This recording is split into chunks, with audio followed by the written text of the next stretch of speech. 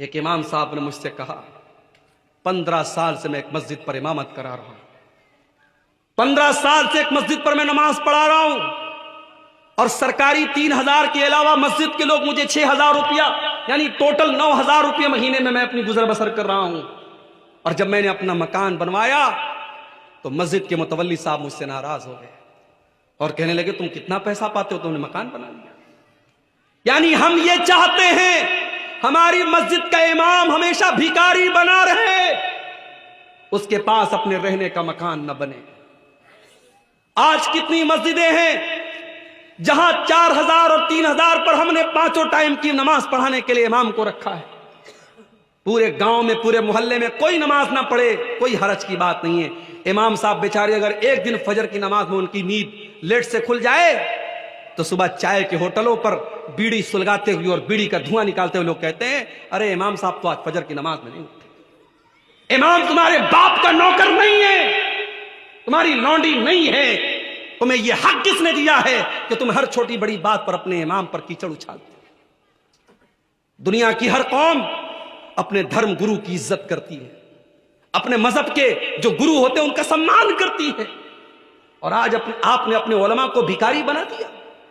کتنے مدرسے ہیں بنگال میں جہاں کے علماء 5-5 ہزار اور 6-6 ہزار مہینے پر پڑھا رہے ہیں، اور جب ان کی سیلری کا ٹائم آتا، ان کی تنخواہ کا ٹائم آتا ہے تو مدرسے کا سیکریٹری کہتا ہے جاؤ سائیکل اٹھاؤ اور چندہ کر کے لاؤ، اسی میں سے تمہاری سیلری دیں گے۔ وہ مولوی بیچارہ جا کر کے موٹر سائیکل سے اور سائیکل سے گھر گھر جا کر کے بھیک مانگے، تب جا کر کے اس کی سیلری کا انتظام ہوتا ہے۔ یہی حالات رہے تو وہ دن دور نہیں ہے جب آپ کی مسجدوں میں امام نہیں ملیں گے میرے بھائی، جب آپ کے مدرسوں میں پڑھانے والے ٹیچر نہیں ملیں گے۔ ابھی ایک صاحب نے بتایا کہ ایک مولوی جو مدرسے میں بچوں کو پڑھا رہا تھا آج کوئلہ ٹھیلنے کا کام کر رہا ہے، اور کسی نے پوچھا تم تو اچھا خاصا بچوں کو پڑھا رہے تھے، تم یہ کوئلہ ٹھیلنے کا کام کیوں کرنے لگے؟ کہا کہ وہاں 4000 روپیہ لوگ مجھے تنخواہ دیتے تھے اور 12000 کا مسئلہ پوچھتے تھے۔ وہ کوئلہ ٹھیل رہا ہے۔ لاک ڈاؤن کے بعد کتنے علماء نے بزنس کرنا شروع کر دیا، نوکری کرنے لگے، رکشہ چلانے لگے، مزدوری کرنے لگے۔ انہوں نے کہا یہ غلامی ہم نہیں کریں گے۔ میرے بھائیو اپنے علماء کی عزت کرو، اپنے ائمہ کی عزت کرو۔ اگر تمہیں یہ حق ہے کہ تم اچھا مکان بنا کے رہو تو ان علماء کو بھی حق ہے کہ وہ مکان بنائیں۔ اگر تمہارے بچے اچھے اسکولوں میں پڑھتے ہیں اور اعلیٰ تعلیم حاصل کرتے ہیں تو ان علماء کو بھی پورا حق حاصل ہے کہ وہ اپنے بچوں کو اسکولوں میں اور اعلیٰ تعلیم دلائیں، ان کے بچے بھی بہترین تعلیم حاصل کریں۔ اور اگر آپ اپنے بیوی بچوں کے ساتھ رہتے ہیں تو ان علماء کو بھی اپنے بیوی بچوں کے ساتھ رہنے کا حق حاصل ہے۔ کتنی مسجدوں کے امام ہیں ان کو چھوٹی سی کوٹری دی گئی ہے، وہ فیملی کے ساتھ نہیں رہ سکتے، وہ پریوار کے ساتھ نہیں رہ سکتے، وہ بیچارے شادی ہو چکی ہے، بیوی گاؤں میں رہتی ہے، 2-2 مہینے پر 3-3 مہینے پر امام صاحب اپنی بیوی کے پاس جاتے ہیں، اپنے بچوں کے پاس جاتے ہیں، بچوں کا باپ موجود ہے، بچے یتیم کی زندگی گزار رہے ہیں، شوہر بیوی کا شوہر موجود ہے اور بیوی بیوہ کی زندگی گزار رہی ہے۔ معاف کرو میرے بھائی، آپ نے اپنے علماء کو جیتے جی مار ڈالا، ان کے بچوں کو یتیم بنا ڈالا، ان کی عورتوں کو بیوہ بنا ڈالا۔ جس امام کے لیے آپ نے چھوٹا سا کمرہ بنایا ہے، ایک فیملی کوارٹر کا انتظام بھی آپ کر سکتے تھے۔ اگر آپ اپنے بچوں کے ساتھ رہنا چاہتے ہیں، اپنی بیوی اور پریوار کے ساتھ رہنا چاہتے ہیں تو ان علماء کو بھی پورا حق حاصل ہے کہ اپنے پریوار کے ساتھ رہیں۔ اپنے علماء کو اتنا ذلیل مت کرو میرے بھائی۔ 15 سال ایک مسجد پر امامت کرانے والا آج 4-5 ہزار روپیہ اگر مسجد کمیٹی سے پا رہا ہے تو آپ اس پر اعتراض کریں تو مکان کیوں بنوا رہا ہے، تو گھر کیوں بنوا رہا ہے، تجھے گھر بنانے کا کوئی حق حاصل نہیں۔ سوچو اس امام کے دل پر کیا گزری ہوگی۔ وہ 15 سال اگر اس نے کسی بزنس میں دیا ہوتا تو شاید آج اس کا بزنس بہت آگے بڑھ گیا ہوتا۔ اس نے 15 سال کسی پرائیویٹ کمپنی میں نوکری کی ہوتی تو آج اس کی سیلری بہت زیادہ ہوتی۔ میرے پیارے ساتھیوں، اپنے علماء کو اتنا مجبور مت کرو۔ اللہ کی قسم، جب کسی مسجد میں کوئی مولوی کھڑا ہو کے کہتا ہے لوگوں میری بچی کی شادی ہے، مجھے اپنی بچی کی شادی کے لیے مجھے پیسے چاہیے، تو مجھے تکلیف ہوتی ہے کہ ہم نے اپنے علماء کو اس مقام پہ لا کے کھڑا کر دیا کہ ان کو اپنی بیٹیوں کی شادی کے لیے بھیک مانگنی پڑ رہی ہے، ان کو اپنی بیوی کے علاج کے لیے بھیک مانگنی پڑ رہی ہے۔ نہیں میرے بھائی، اپنے علماء کو عزت دو، سمان دو، مقام دو۔ وہ تمہارے نوکر نہیں ہیں، وہ تمہارے غلام نہیں ہیں، ان کا احسان ہے تمہارے اوپر، ان کا احسان ہے تمہارے اوپر، تمہارے ماں باپ سے بڑا احسان ہے۔ تمہارے ماں باپ تو تمہیں پالتے ہیں، تمہیں پوستے ہیں، تمہیں جنم دیتے ہیں، مگر یہ علماء تمہیں دین سکھاتے ہیں، تمہیں نماز پڑھاتے ہیں، تمہیں حلال بتاتے ہیں، تمہیں حرام بتاتے ہیں، تمہیں جائز بتاتے ہیں، تمہیں ناجائز بتاتے ہیں۔ ان علماء کو ان کا مقام تو میرے بھائی وہ 99 لوگوں کا جو قاتل تھا، وہ جب پہنچا تو عالم کے پاس نہیں پہنچا، عابد کے پاس پہنچا۔ وہ بہت بڑا عبادت گزار تھا مگر عالم نہیں تھا۔ اس سے جا کے کہا کہ صاحب میں نے 99 لوگوں کا مرڈر کیا ہے اور اب میں توبہ کرنا چاہتا ہوں، میں کیا کروں؟ اب چونکہ وہ عالم نہیں تھا تو اس نے مسئلہ غلط بتایا۔ عالم ہوتا تو شاید غلط نہ بتاتا، علماء سے بھی غلطی ہو سکتی ہے، مگر ظاہر ہے جس کے پاس علم نہیں ہے اس کی غلطی ہونے کا چانس زیادہ ہے۔ اس نے کہا 99 لوگوں کے قاتل، تو بڑا آیا توبہ کرنے، 900 چوہے کھا کر کے بلی حج کرنے چلی آئی، تو چلا جا، تیری توبہ قبول نہیں ہوگی، اللہ تجھے معاف نہیں کرے گا، تو نے 99 لوگوں کا خون بہایا ہے، اللہ تیری توبہ قبول نہیں کرے گا۔ اس نے کہا ایسی بات ہے، اگر میری توبہ اللہ قبول نہیں کرے گا تو چلو ایک گناہ میں اور کر دیتا ہوں۔ اس نے اس عابد کو بھی قتل کر ڈالا اور 100 قتل اس نے پورے کر دیے۔ اس نے 100 قتل کر دیے، 100 قتل کر دیے۔ پھر اس کے دل میں توبہ کا خیال آیا، پھر اس نے پوچھا کسی سے میں توبہ کرنا چاہتا ہوں، کیا کروں؟ کسی نے بتایا فلاں کے پاس چلے جاؤ، وہ اس دور کا سب سے بڑا عالم ہے۔ وہ اس کے پاس پہنچا، وہ واقعی میں عالم تھا۔ اس سے جا کر کے کہا کہ میں نے 100 لوگوں کی ہتیا کی ہے، 100 لوگوں کو قتل کیا ہے، میں توبہ کرنا چاہتا ہوں، میں اللہ سے معافی مانگنا چاہتا ہوں، کیا اللہ میری توبہ قبول کرے گا؟ اس عالم نے جواب دیا من یحول بینک وبین اللہ، اگر تو توبہ کرنا چاہتا ہے، اگر تو اللہ سے معافی مانگنا چاہتا ہے تو کون تیرے بیچ میں اور اللہ کے بیچ میں رکاوٹ بن سکتا ہے؟ تو اللہ سے توبہ کر لے، تو اللہ سے معافی مانگ لے، اللہ ضرور تیری توبہ کو قبول کرے گا۔ اس نے صحیح جواب دیا کہ 100 لوگوں کا قتل کرنے کے بعد بھی اگر تو توبہ کرنا چاہتا ہے اللہ تیری توبہ کو قبول کرے گا، مگر اس کے لیے تجھے ایک کام کرنا پڑے گا، تجھے برے لوگوں کی بستی کو چھوڑنا پڑے گا۔ یہ برے لوگوں کی بستی ہے، یہ گناہ گاروں کی بستی ہے، اسے چھوڑ کر کے تجھے فلاں بستی میں جانا پڑے گا جہاں نیک لوگ رہتے ہیں، جہاں اچھے لوگ رہتے ہیں۔ پتہ یہ چلا میرے بھائیوں، انسان کے اوپر صحبت کا بھی اثر پڑتا ہے۔ شرابیوں کے ساتھ بیٹھو گے شرابی ہو جاؤ گے، زانیوں کے ساتھ بیٹھو گے زنا تمہاری نظر میں ہلکا ہو جائے گا، بے نمازیوں کے ساتھ بیٹھو گے تو نماز کی وقت اور اہمیت کم ہو جائے گی۔ اس لیے میرے بھائیوں اور میری بہنوں، جب آپ کسی سے دوستی کرو، کسی کو اپنا دوست بناؤ تو دیکھ بھال کر کے اپنا دوست بناؤ، اچھے لوگوں کو اپنا دوست بناؤ۔ اگر بے دین لوگوں کو اور دین سے دور لوگوں کو اپنا دوست بناؤ گے تو تمہارے دین کو برباد کر ڈالیں گے۔ صحبت کا بڑا اثر ہوتا ہے۔ اب وہ 100 لوگوں کا قاتل اپنے گاؤں سے نکلا، اپنی بستی سے نکلا، اور ابھی وہ راستے ہی میں تھا کہ اس کی موت کا ٹائم آ گیا۔ اب جب موت کا ٹائم آ گیا تو رحمت کے فرشتے بھی موقع پر پہنچ گئے اور عذاب کا فرشتہ بھی پہنچ گیا۔ عذاب کا فرشتہ کہنے لگا یہ 100 لوگوں کا قاتل ہے، اس کی روح کو میں لے کر کے جاؤں گا، یہ عذاب کا حقدار ہے۔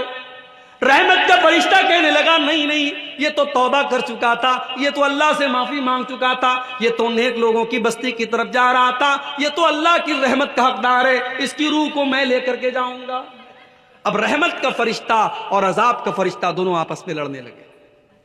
اللہ نے ایک تیسرے فرشتوں کو بھیجا انسان کی شکل میں، وہ وہاں سے گزرنے لگا۔ دونوں فرشتوں نے اس کو روکا، کہ بھائی ہم دونوں فرشتے ہیں، یہ رحمت کا فرشتہ ہے، میں عذاب کا فرشتہ ہوں، اور ہمارے بیچ میں یہ معاملہ چل رہا ہے، آپ ہی کوئی حل بتا دیجیے۔ تو اس فرشتے نے جو انسان کی شکل میں اللہ کی طرف سے بھیجا گیا تھا، اس فرشتے نے یہ فیصلہ کیا کہ ایک کام کرو، تم لوگ تو فرشتے ہو، تمہارے لیے کوئی مشکل نہیں ہے، تم پورے راستے کا ماپ کر لو، پورے راستے کو ناپ لو، اگر یہ گنہگاروں کی بستی سے زیادہ قریب ہے تو اس کو عذاب کا فرشتہ لے کر کے جائے گا، اور اگر یہ نیک لوگوں کی بستی سے زیادہ قریب ہے تو اس کو رحمت کا فرشتہ لے کے جائے گا۔ جب دونوں فرشتوں نے راستے کو ناپا ہے، حدیث کے الفاظ ہیں میرے پیارے ساتھیوں، اللہ کے نبی فرماتے ہیں کہ وہ ایک بالشت یہ جو ہاتھ کے پنجے کا جو یہ ماپ ہوتا ہے اس کو اردو میں بالش کہتے ہیں، ہمارے ہاں اردو میں بتا بولتے ہیں اس کو۔ ایک بتا یا ایک بالشت جو ہے وہ انسان، وہ 100 لوگوں کا جو قاتل تھا وہ نیک لوگوں کی بستی سے زیادہ قریب تھا۔ اللہ کی رحمت کا فرشتہ اس کو لے کے گیا ہے۔ اس لیے گناہ جتنے بھی زیادہ ہو جائیں اللہ کی رحمت سے انسان کو مایوس نہیں ہونا چاہیے، توبہ کرنا چاہیے، اللہ سے معافی مانگنا چاہیے۔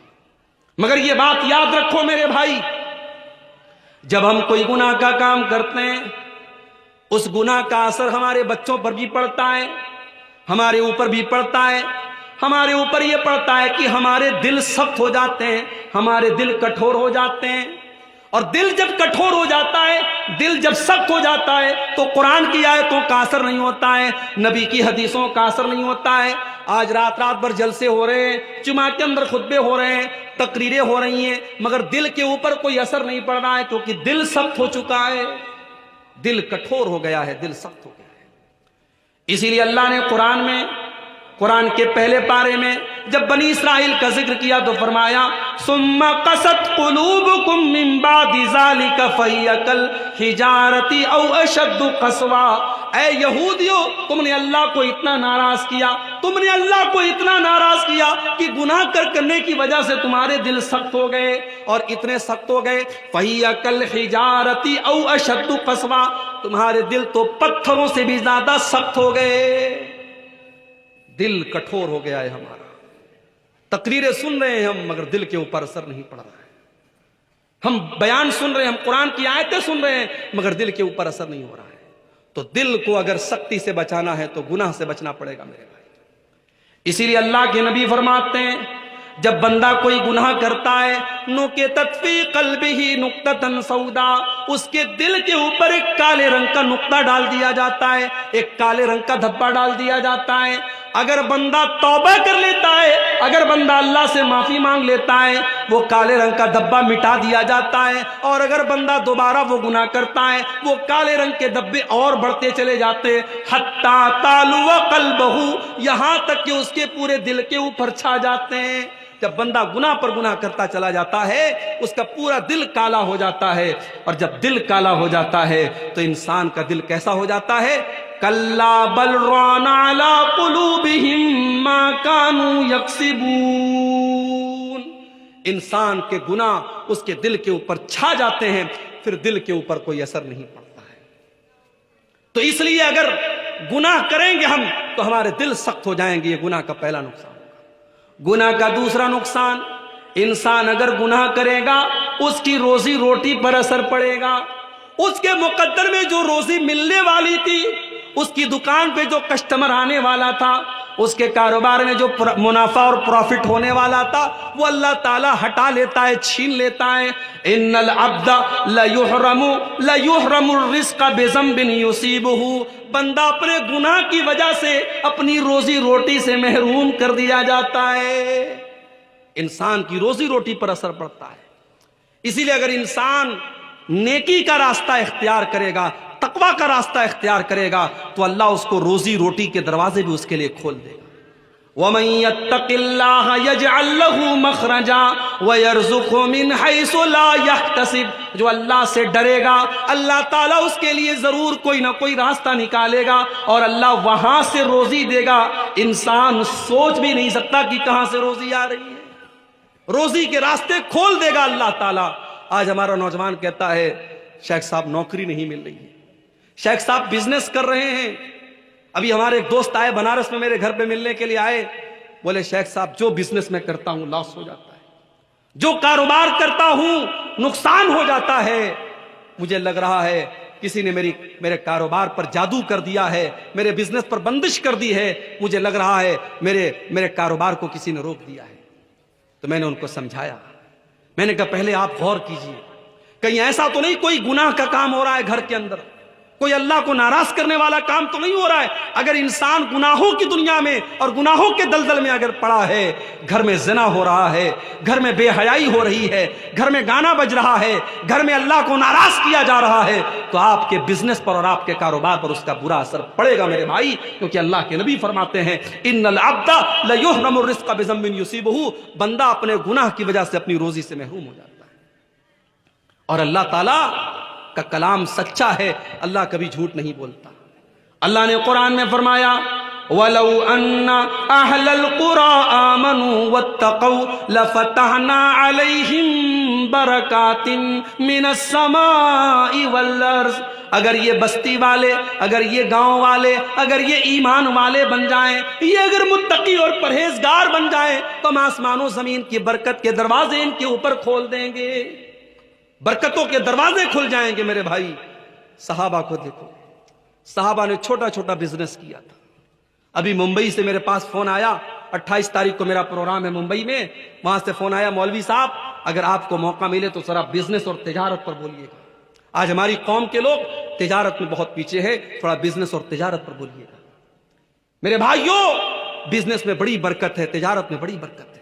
ایمانداری کے ساتھ اگر آپ بزنس کریں گے اللہ برکت دے گا، لیکن ہاں حرام چیز کا کاروبار کریں گے، حرام چیز کا بزنس کریں گے، ہو سکتا ہے آپ کا مکان بہترین بن جائے، ہو سکتا ہے آپ کے گھر میں ٹائلز لگ جائیں، ہو سکتا ہے آپ کے گھر میں ماربل بچ جائے، ہو سکتا ہے آپ بہت پیسے کما لیں، مگر اس پیسے میں برکت نہیں ہوگی، اور آج نہیں تو کل آپ کو پچھتانا پڑے گا۔ اس لیے جب بزنس کرو تو پتا کرو میں جو بزنس کرنے جا رہا ہوں یہ صحیح ہے کہ نہیں ہے، یہ حلال ہے کہ نہیں ہے۔ آج ہماری پرابلم یہ ہے، ہم بزنس جب کرنے لگتے ہیں، بزنس شروع کر دیتے ہیں، اس کے بعد ہم مولوی صاحب سے پوچھتے ہیں مولوی صاحب یہ بزنس میں نے شروع کر دیا ہے، یہ صحیح ہے کہ نہیں ہے۔ اب ہم مولوی صاحب سے فتویٰ نہیں پوچھ رہے ہیں، ہم مولوی صاحب کے منہ سے اگلوانا چاہتے ہیں کہ مولوی صاحب کہیں سے کوئی راستہ نکال دے کہ یہ صحیح ہے۔ اگر مولوی صاحب نے کہہ دیا نہیں یہ غلط ہے تو ہمیں لگے گا کہ یہ مولوی تو ہمارا دشمن ہے، یہ تو ہمارے کاروبار کے پیچھے پڑا، ہم دوسرے مولوی کو پکڑیں گے، تیسرے مولوی کو پکڑیں گے، اور ہم کوشش کریں گے کہیں سے ہمارے من کی بات نکل جائے۔ ہم فتویٰ کم پوچھتے ہیں اور مولوی کے منہ سے اپنے من کا جواب نکلوانے کی زیادہ کوشش کرتے ہیں۔ میرے بھائی، اگر آپ ایماندار ہوتے تو کاروبار شروع کرنے سے پہلے آپ مولوی صاحب سے پوچھتے مولوی صاحب میں یہ کاروبار کرنا چاہتا ہوں، یہ صحیح ہے کہ نہیں ہے، یہ جائز ہے کہ نہیں ہے۔ اسی لیے حضرت عمر فاروق جب مدینہ کے مارکیٹ میں جاتے تھے تو صحابہ سے کہتے تھے ہمارے مارکیٹ میں وہی کاروبار کرے گا جو حلال حرام کو جانتا ہے، جو جائز ناجائز کو جانتا ہے، جو صحیح اور غلط کو جانتا ہے، وہی کاروبار کرے گا، ہر کوئی کاروبار نہ کرے۔ میرے بھائی، کاروبار میں بڑی برکت دی اللہ تعالیٰ نے۔ جب اللہ کے نبی مدینہ پہنچے، بڑے غور سے سننا میرے بھائیوں، جب اللہ کے نبی مدینہ پہنچے، آپ کو پتا تھا مکہ کے مہاجر بیچارے بے سہارا ہیں، ان کے پاس ابھی کوئی بزنس نہیں ہے، ان کے پاس ابھی کوئی گھر نہیں ہے۔ آپ نے مدینہ کے انصاری صحابہ کو اور مکہ کے مہاجر صحابہ کو نام لے لے کر کے بھائی بنا دیا، ایک ایک کا نام لے لے کے بھائی بنایا۔ یہ مدینہ کا انصاری ہے، یہ مکہ کا مہاجر ہے، یہ دونوں ایک دوسرے کے بھائی ہیں، دونوں کا ہاتھ اٹھا کر کے اللہ کے نبی نے بھائی چارہ کرا دیا۔ حضرت عبد الرحمن ابن عوف جو مکہ میں بزنس کیا کرتے تھے، تجارت کیا کرتے تھے، اپنی سارے بزنس کو چھوڑ کر کے وہ بیچارے خالی ہاتھ آئے تھے، اللہ کے نبی نے ان کو حضرت سعد بن ربی کا بھائی بنا دیا۔ حضرت سعد بن ربی آئے اپنے بھائی کے پاس، کہا عبد الرحمن آپ میرے بھائی ہیں، نبی نے آپ کو میرا بھائی بنایا ہے۔ اے عبد الرحمن یہ میرا گھر ہے، آج سے میں 2 حصے کر دیتا ہوں، آدھا آپ لے لیجیے آدھا میں لے لوں۔ یہ سگے بھائی نہیں تھے، نبی کی زبان سے بس نبی نے بھائی بنا دیا۔ آج تو